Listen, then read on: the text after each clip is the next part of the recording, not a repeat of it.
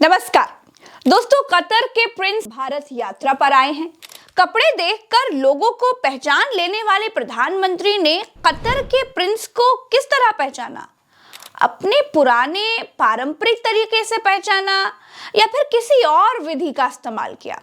लेकिन जिस भी विधि का इस्तेमाल किया और जिस तरीके से लिपट गए, उसे देखकर बिल्कुल साफ हो गया कि धंधे का कोई धर्म नहीं होता है।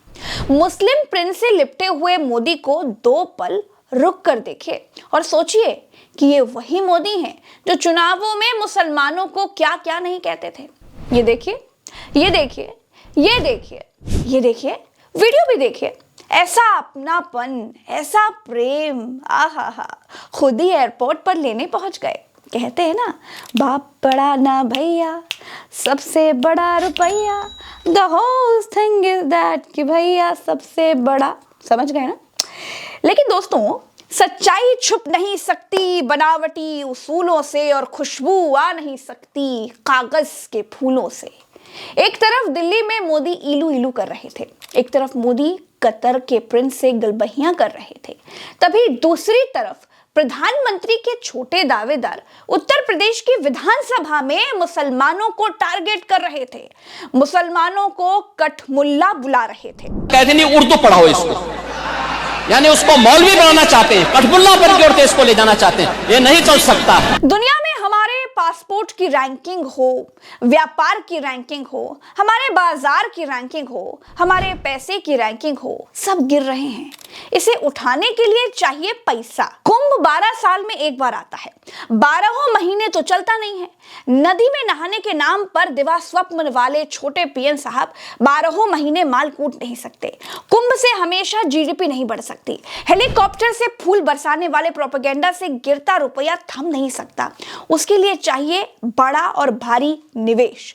इसीलिए विधानसभा में तो आप मुसलमानों को कठमुल्ला बुला सकते हैं, लेकिन कतर से आए प्रिंस के सामने दोहरा नहीं सकते हैं। यह है भाजपा सरकारों का दो मुंहापन। खुद ही खुद को विश्वगुरु बुलाते हैं, अपने मुंह मियां मिट्ठू बन जाते हैं।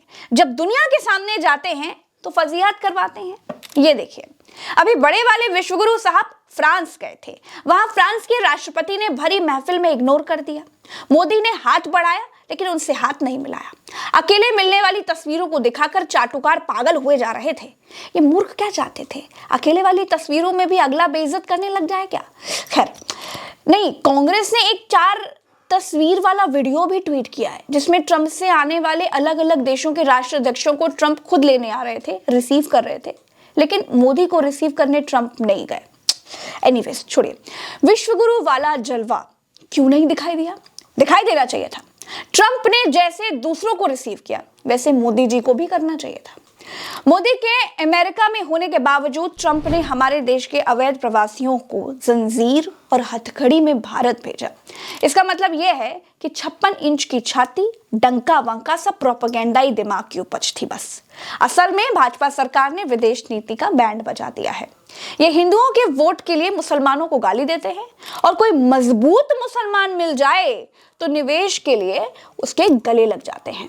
इसे ही पुराणों में दोहरा चरित्र कहा जाता है, और आधुनिक भाषा में क्या कहा जाता है वो मैं वीडियो में नहीं बोल सकती हूँ। खैर दोस्तों, काम की बात पर आती हूँ। भारत और कतर के बीच 18 अरब डॉलर का निवेश है। हम कतर को लगभग 2 अरब डॉलर मूल्य का सामान भेजते हैं और कतर से 16.8 अरब डॉलर का सामान मंगाते हैं।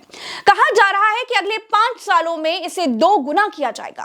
कतर के प्रिंस का राष्ट्रपति द्रौपदी मुर्मू ने भी स्वागत किया। दोस्तों, मैं फिर कहती हूँ, आज वक्त देश को हिंदू मुसलमान के तराजू पर तोलने का नहीं है। असली शक्ति आर्थिक शक्ति है। मुंह से खुद को विश्वगुरु कहने से कोई विश्वगुरु नहीं हो जाता है। बात को समझने का है। फिलहाल के लिए इतना ही। हमें दीजिए इजाजत। वीडियो अच्छा लगा हो तो कमेंट में बताइएगा। नमस्कार।